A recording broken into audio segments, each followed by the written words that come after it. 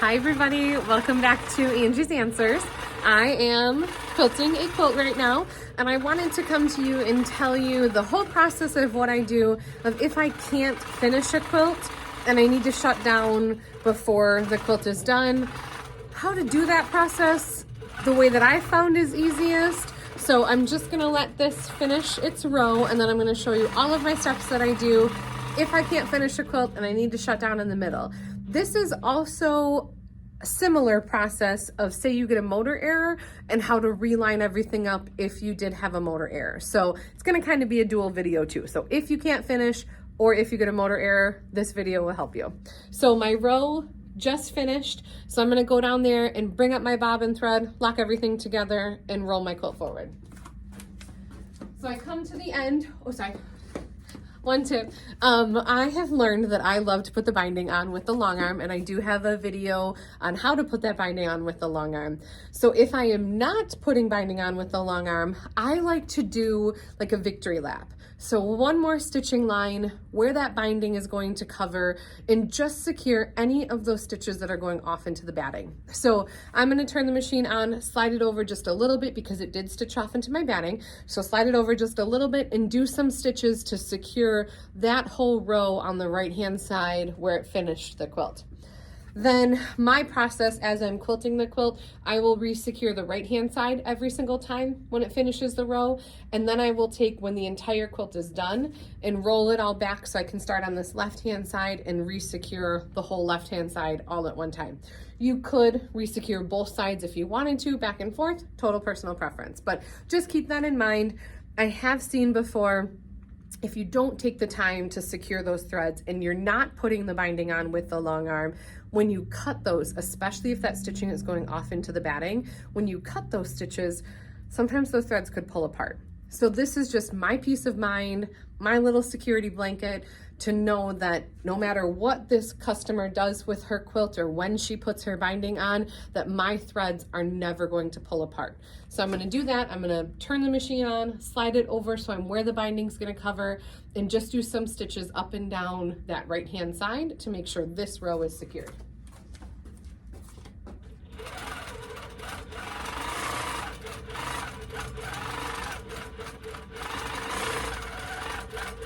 So everywhere where that stitch line came off into the batting, I did a little double stitch over the top of that.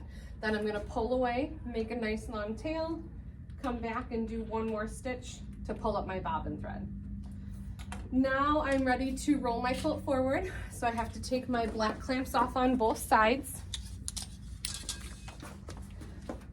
This quilt, the border's a little bit busy, so it's hard for me to see where my stitching is. So if you just take a straight pin and put the pin in your stitching line, that's gonna make it a lot easier for you to see from the end of the table where the top of your row is. Because when I do my drag and drop, when I am lining up my pattern from row to row, I personally don't put the needle down in the quilt when I do that. I still do a drag and drop. I still make what's on the screen match what's on the quilt, but I don't like to roll the quilt forward with the needle down. That's just my total personal preference. So I'm gonna roll my quilt forward, and I'm gonna look at where that pin is, and I'm going to put that pin about 2 or 3 inches from my bar. So here's my pin. I have about 2 to 3 inches still from this bar. Good idea too to look for these pins and make sure you roll so those pins are facing up. Then I'm gonna check my batting, make sure my batting is nice and smooth. That looks great, and I can take this pin out. Now I need to rebase the sides of my quilt down, and I'm going to do that using my quilting space. So I have another video talking about quilting space and how you use that when you're doing your basting. So go check that one out. I will come back though in a little bit and show you what to do the rest of the process if you need to shut down in the middle of the quilt. We are back to show you that process of if you need to shut down in the middle of the quilt. So my row finished, I did my basting, using that quilting space. And then I also did a drag and drop that's in that quilting space video as well. So I made what was on the screen match what was on the quilt, and I made sure that my starting point for my next row is within my quilting space here, that black box on the screen. So I do need to shut down because I'm not going to be able to finish this quilt tonight. So I need to shut down in the middle of this quilt. So there are a couple steps that I like to do before I do that. One of the things when you shut down is you are going to lose this quilting space. It's not going to be there when you turn everything back on. So I need to know where my quilting space was so I'm able to recreate that. One of the tools that's going to help you with that is go and get just a wet erase marker, not a dry erase, but a wet erase marker. We're going to use that to show myself where my quilting space was. So I'm going to use my crosshair on my screen and I'm going to slide my machine over. Let me get you guys this angle, I think is going to be the best.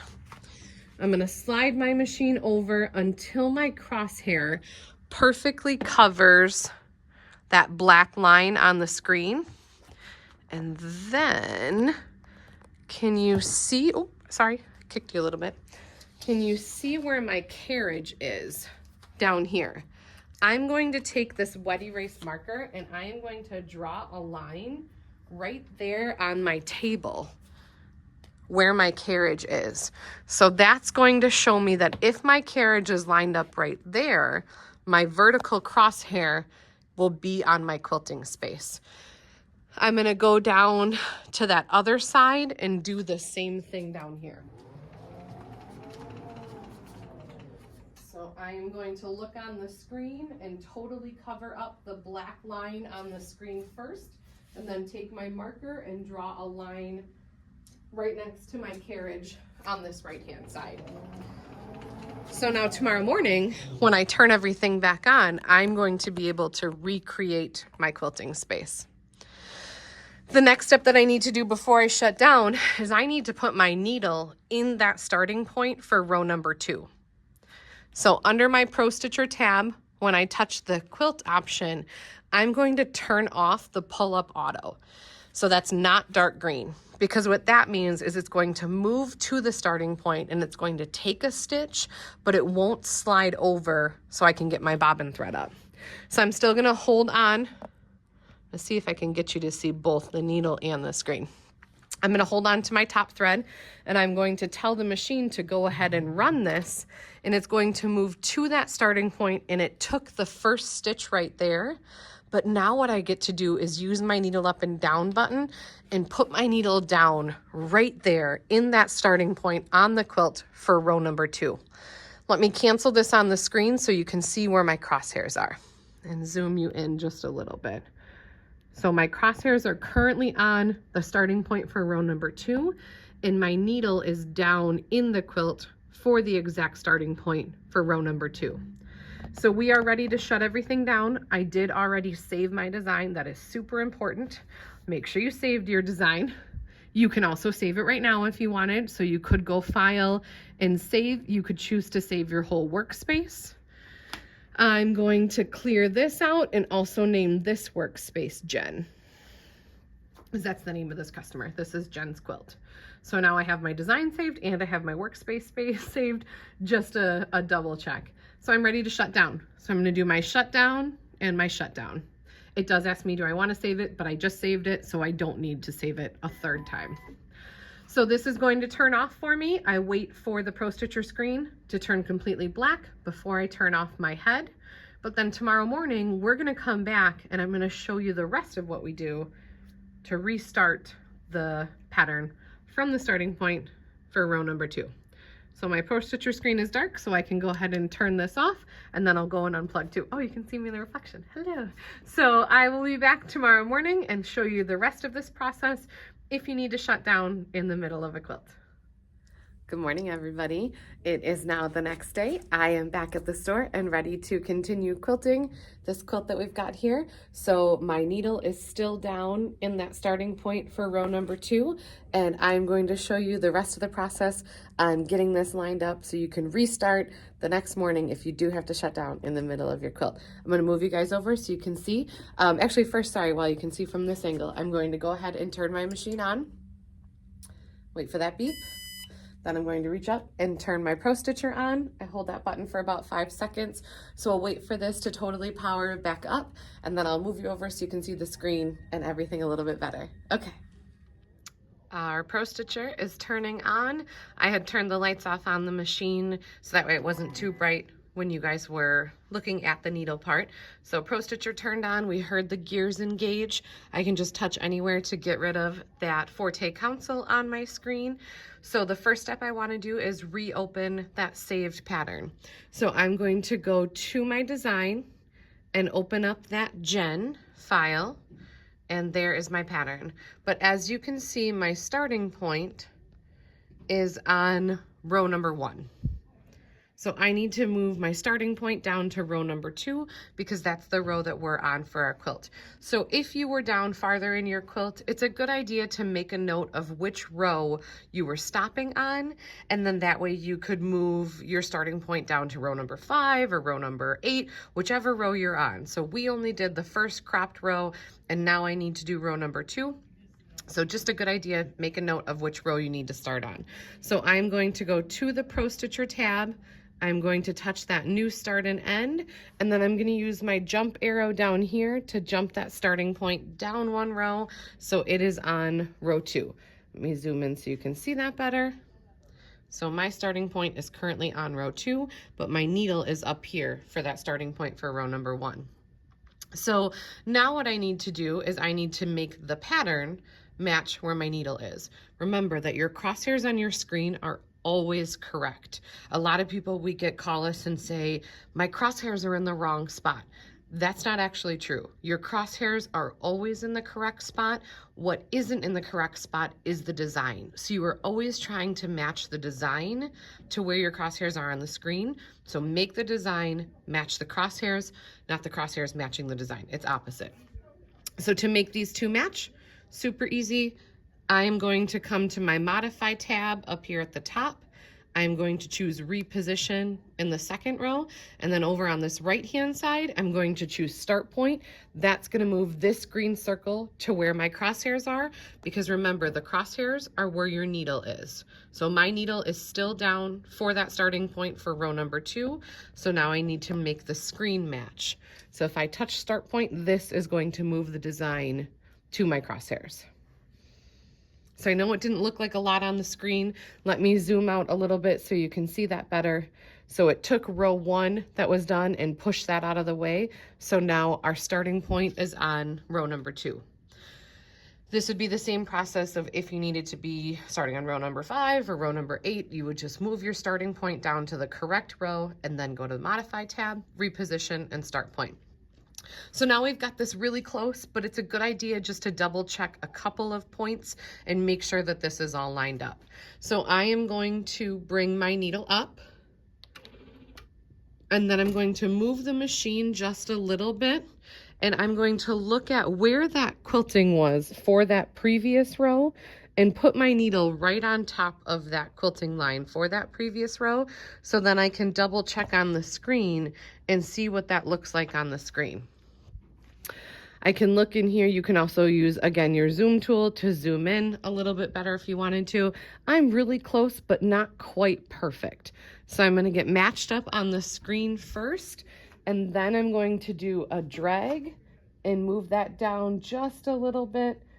So what I'm doing is making what's on the screen match where that quilting was on the quilt. That's the most important thing to remember. That's your job, making sure the screen matches the stitching on the quilt. So we've got our pattern lined up. The next thing that I need to do before I can start quilting again is I need to recreate that quilting space. If you remember last night, we drew those lines on the table. That's gonna help me make sure that I'm recreating that quilting space in the same spot. So I have to kind of look down at where my carriage was. Can you see that red line down there? Focus, there's the red line. So I'm going to move the machine until my carriage is right next to that red line on the table, and that's where I want to recreate my quilting space. So I'm going to go to my area tab. I'm going to touch quilting space. So I am lined up where I want to be vertically, but I need to push my machine away from me. So I need that all the way up so I can feel where that roller bar is. And then on the screen, that's where I'm going to touch that 2 corner. So that's going to set our left perimeter and that top edge for us. Now we need to move over to the other side and set our bottom right corner. So I'm going to stop you for just a second and move the machine and the camera over there. We're over here on our right side of our quilt, and see my red line down there on the table? I have my carriage matched up right next to that red line. So if we come look at our screen, we can't quite see that edge. So remember, we can always touch our follow button and that will center the crosshairs on the screen. So over here, I'm going to touch follow, and that's going to move us to the right-hand side. Let me zoom out just a little bit so you can kind of get a better idea of what we're looking at. Then if I use the pan button, I can slide over. So we're on our right-hand edge. I'm going to pull my machine as close to me as I can until I hit this front roller bar. So I am in my bottom right corner of my quilt. So now I'm still on that area and that quilting space, so I can touch 2 corner here, and that recreated that black box for us. So now on our screen, I have, let me zoom out, then you can see the entire thing. Remember, this is our roller bar that's farthest away from us. This is our roller bar that's closest to us. This is where we need to baste our left-hand edge, and then this is where we need to baste our right-hand edge. So we've got everything lined up. We have our pattern lined up. We have our quilting space recreated. So now we're ready to run row number 2. If you did get a motor error, the steps are super similar. So you do have to reconnect your motors, and remember that every time your motors release from each other and then connect back together, that nothing is lined up. So you have to make what's on the screen match where that stitching was on the quilt, and then you would have to recreate this quilting space area. So it's not a bad idea when you're doing a big quilt like this, or any quilt, if you just take these wet erase markers and draw a line on the table for where your carriage should be. That makes your life so much easier when you're ready to, if you did need to recreate that quilting space area. Let me pause you for just a sec. I'll move you back over to the left-hand side and we'll start running this row. We are back over on the left-hand side of our quilt now, and I want to show you the next couple things that I want to do. Everything is lined up for us. We're ready to start running. So I'm going to come up to my Pro-Stitcher tab. My run button right now is grayed out, and we get this question a lot. Why is that run button gray? So Handi Quilter did add a button for us called Run Status. So right up here in the second row, it says Run Status. If I click on that, it tells me that my run button is disabled because the quilt panel is not open, so that you have to select quilt from the second row. So we're gonna come up here in the second row and we're gonna touch quilt, and now our run button is green. When this first happened, I was like, why is my run button gray? Why can't I start? And I reshut everything down. Then I had to reline everything back up, make that quilting space again. And then I figured out it was just because I wasn't touching quilt in that second row. So Pro-Stitcher tab, quilt, then you're able to use that run button. So I'm going to hold on to my thread here. I'm going to tell it to go ahead and run. It verifies my settings. I'll tell it to proceed, and then the machine moves to the starting point for the second row. But it did not slide over to get my bobbin thread up, because when we had shut down yesterday, before we shut down, we turned off that pull-up auto. So I can fix that. I can go back to my Pro-Stitcher tab, and then right here, I can turn that function of the pull-up auto back on, but I can't move the machine right now. Let me see if I can tilt you guys down just a hair. So instead, to get my bobbin thread up, I can hold on to the tail of the bobbin with this hand and hold on to it with this hand. So I'm holding it about, I don't know, 6 inches apart or so. And then if I just swipe that thread below my foot, that's gonna help me grab my bobbin thread. So that way I have my bobbin thread here, and my top thread here, so I can still hold on to both of those threads without physically moving the machine. So I'm gonna hold tight to both of those. I usually hold them off here into the batting. Then I can tell the machine to go ahead and resume. It's gonna lock all of my threads together, and then it's gonna start quilting row number 2. So I hope that helps make sense on if you do have to shut down in the middle of a quilt, that process that you wanna do. And remember, if you have a motor error, this is very similar. Just keep in mind, you need to make sure that what's on the screen matches where that stitching is on the quilt, and that your crosshairs are always correct. You're trying to make the design match where your crosshairs are. If you do have any questions, please reach out to us. You can call us at 262-723-6775. You can email us at quiltingconnectionwi@yahoo.com. Comment below on this video, and then don't forget to like, subscribe, and follow. Have a great day. Thanks for joining Angie's Answers.